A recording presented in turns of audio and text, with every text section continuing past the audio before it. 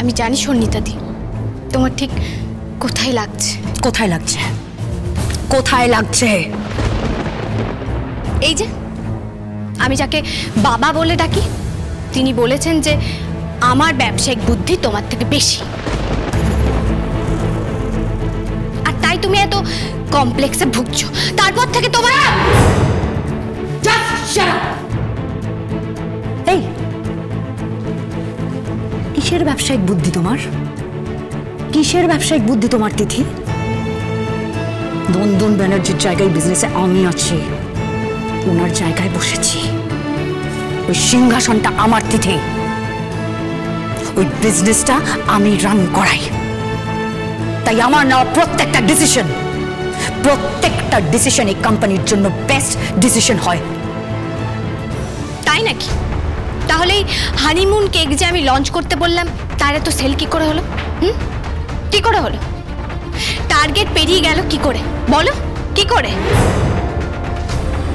আসলে কি জানো তো সন্নিতাদি, তুমি আমাকে খুব অ্যাকসেপ্ট করেছিলে, কিন্তু কিন্তু বাবা এইসব কথাগুলো বলার পর তুমি আর আমাকে মানতে পারছো না, এই কথাগুলো আর মেনে নিতে পারছো না। আর তাই তুমি তোমার মায়ের তরফ হয়ে কথা বলছো। কিন্তু কিন্তু কিন্তু এইটা তো ঘটনা, বলো, এটা তো ঘটনা যে এই বাড়িতে রবি ঠাকুরের বই ঢুকে পড়েছে।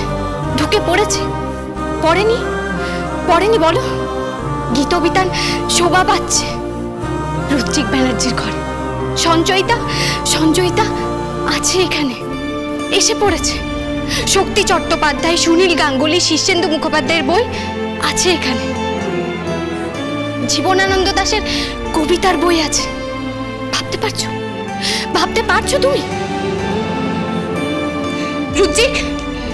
রুদ্রিক কি?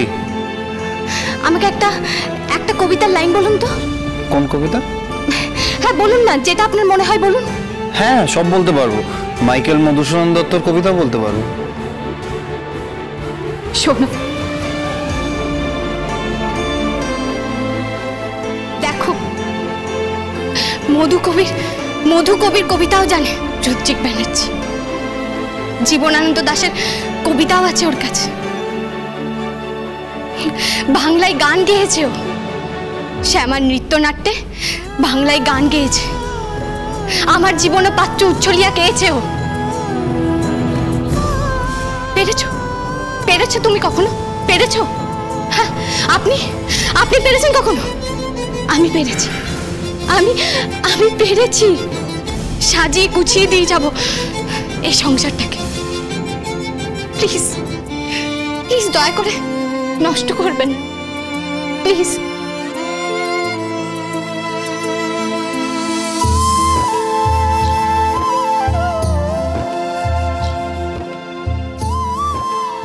মন খারাপ করিস না, ওদের কথা মন খারাপ করিস না তিথি। আমি তো জানি তুই শুধু রুদ্রিককে নয় আমাকেও পাল্টে দিয়েছিস। আমাকে তো তুই শেখালি,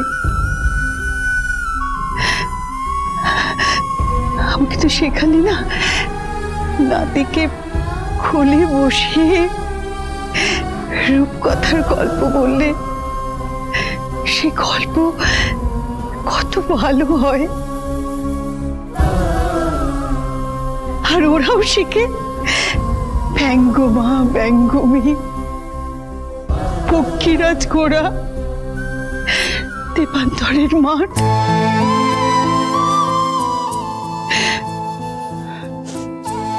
যা এরা কোনোদিন শেখেনি।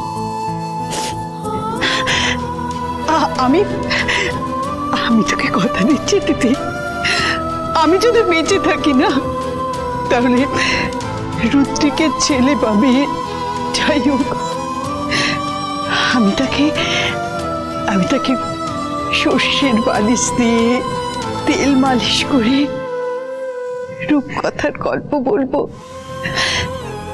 সে শিখবে, যাতে ভবিষ্যতে কেউ তাকে না বলতে পারে যে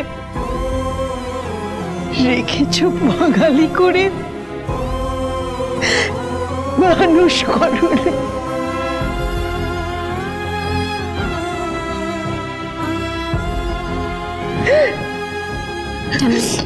প্লিজ কেঁদো না, কেঁদো না প্লিজ। না না, এ কান্না তো তিথির বিদায়ের সুর। রিমঝিম তিথির বিদায়ের সুর বেঁচে গেছে, তাই এই চোখের জল গড়িয়েই পড়বে। এ কান্না আমার থামবে না রে, এ কান্না আমার থামবে না। টামি, টামি,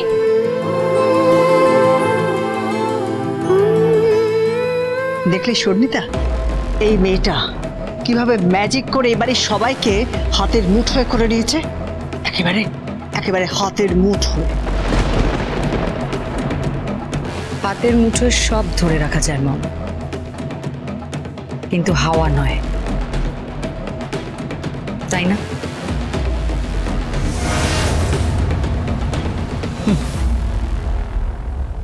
ধরতে পারবে না, কেবল আস্ফালন করবে তুমি। দেখি দেখি যাকে তুমি বিয়ে করছো তার সাথে তুমি কি করো, তাকে তুমি কতটা সুখী করো।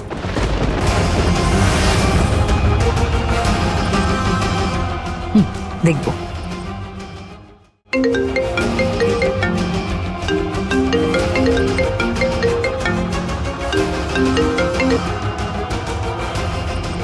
Hello, who's this?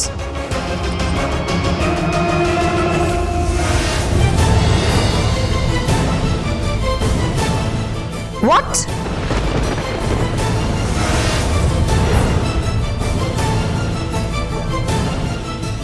Are you sure?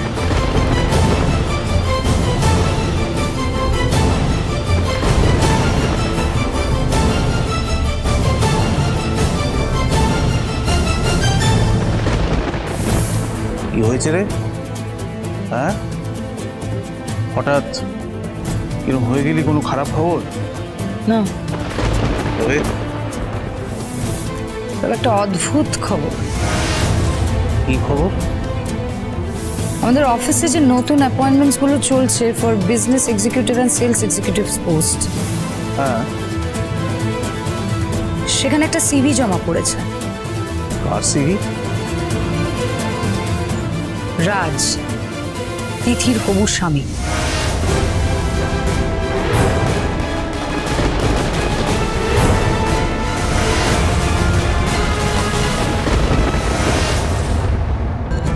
কিরে রুদ্রিক, শেষ পর্যন্ত ওই তিথির আসল রূপটা বেরিয়েই পড়লো, তাই তো?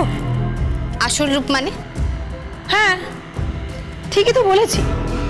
তাই ভাবি তোমার মতো একটা মেয়ের অফিসে যাওয়ার এত ইন্টারেস্ট কেন? আসলে তুমি ছুঁচ হয়ে ঢুকলে আর ফাল হয়ে বেরোলে। বাজে কথা বলবেন না। চুপ! একদম মুখ চালাবে না তুমি, একদম বড় বড় কথা তুমি বলবে না। তোমার ধান্দাটা যে আসলে কি সেটা কারুর বুঝতে না আর বাকি নেই, গোটা বাড়ির লোক জানে। আসলে এই প্ল্যানটা না, এই পুরো প্ল্যানটা তোমার করা, তুমি এই প্ল্যানটা করেছো।